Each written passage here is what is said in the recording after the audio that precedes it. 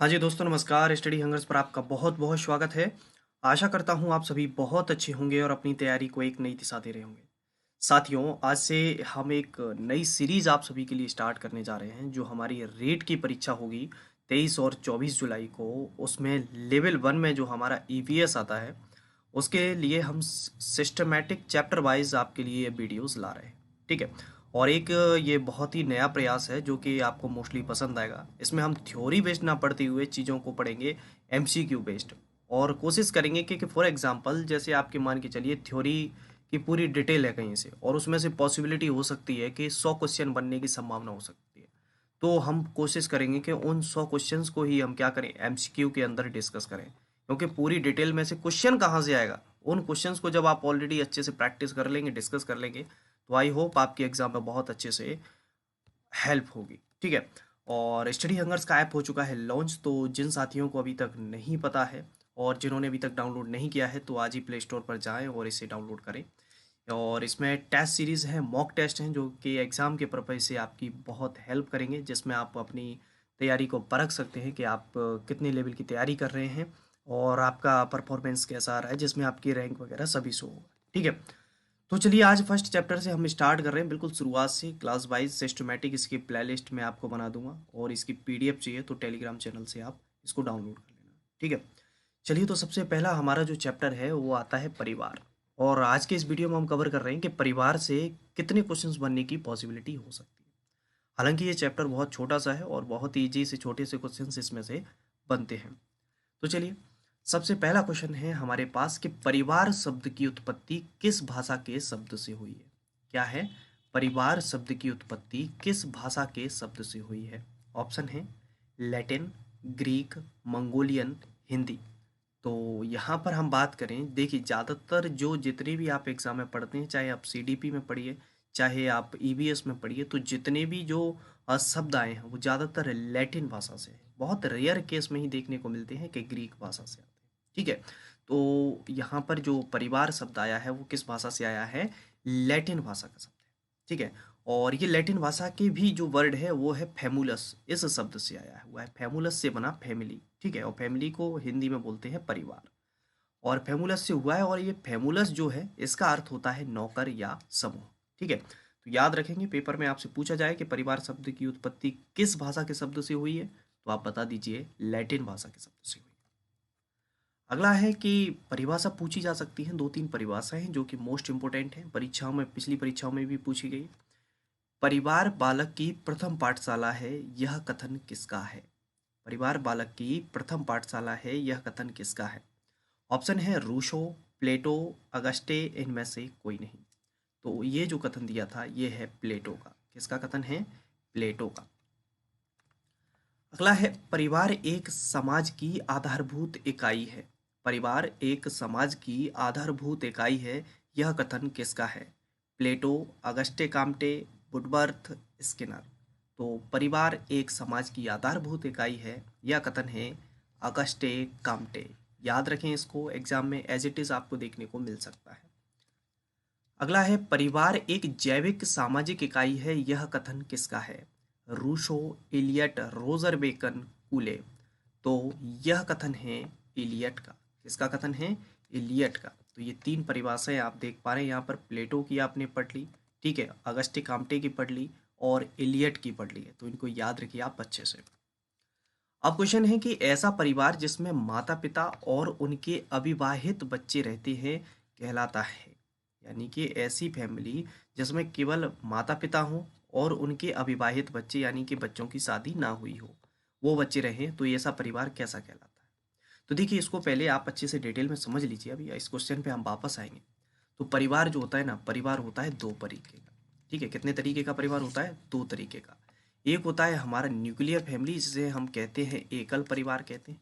और एक होती है जॉइंट फैमिली, जिसे हम कहते हैं संयुक्त परिवार कहते हैं। ठीक है।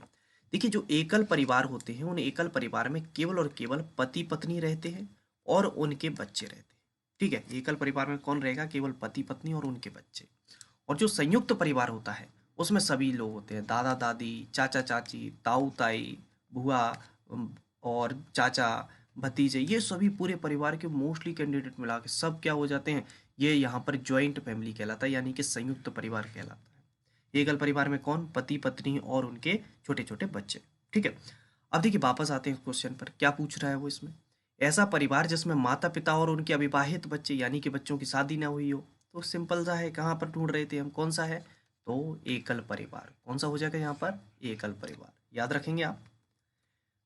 अगला क्वेश्चन है कि एक ऐसा परिवार जिसमें पति पत्नी और उनकी विवाहित संतानें निवास करती हैं। देखिए अब यहाँ पर पति पत्नी हो गए और उनकी संतानें हो गई और उनके बच्चे हो जाएंगे। ठीक है, तो ऐसा परिवार कौन सा हो जाएगा, तो अभी बात की थी संयुक्त परिवार हो जाएगा। ठीक है, तो ऑप्शन में आपने देखा, एज इट इज देखा और लगा दिया। एकल परिवार से तात्पर्य है, अगला है क्वेश्चन आपके पास पूछ रहा है कि एकल परिवार से क्या तात्पर्य है।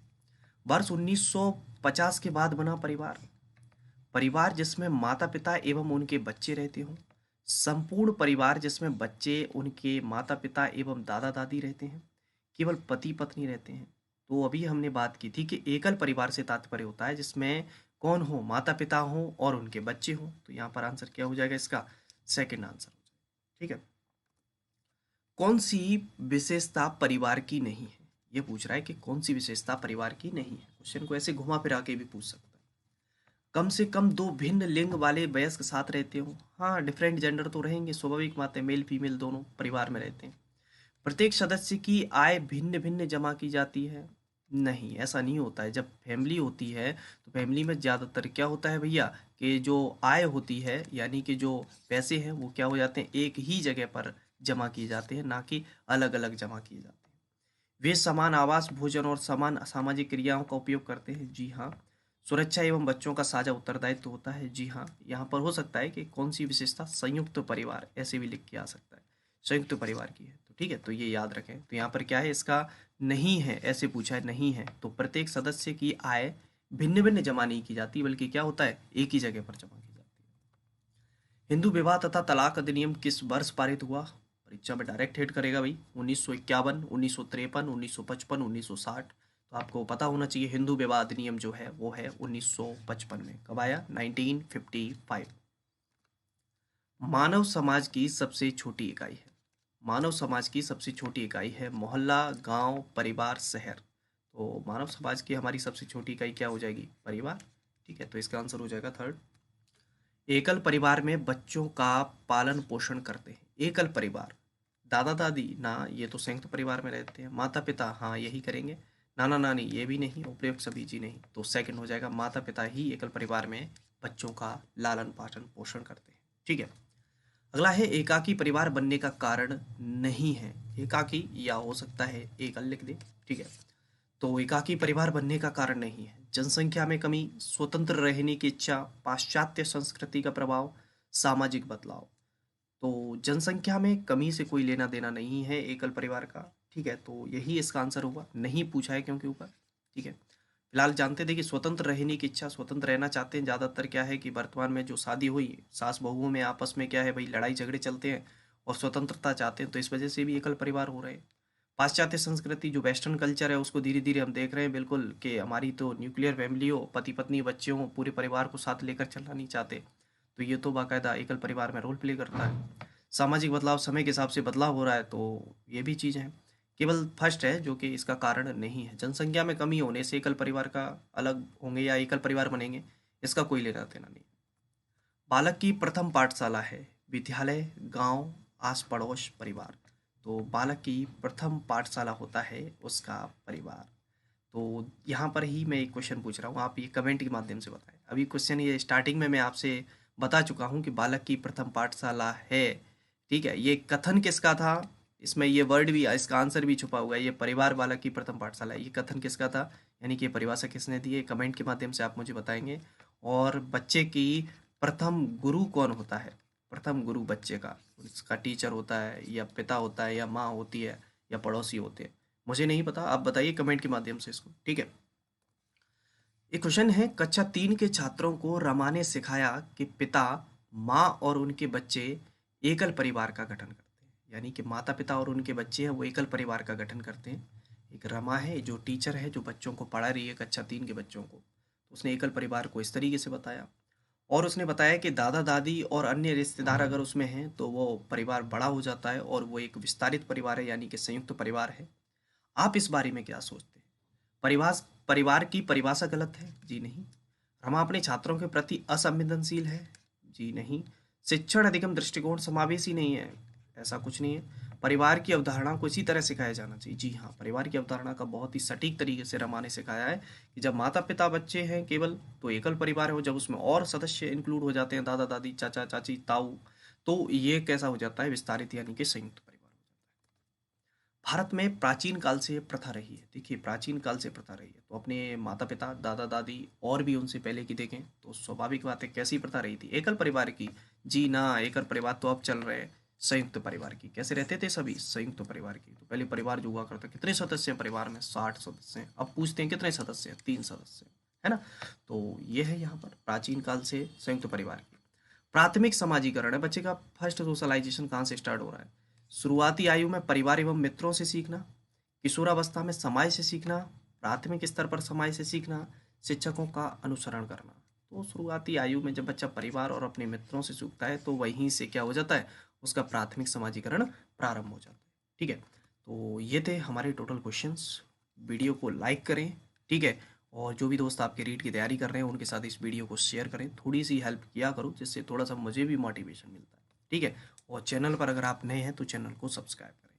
मुलाकात करेंगे अगली वीडियो में, जब तक आप सभी अपना ख्याल रखें। ठीक है, जय हिंद, जय भारत।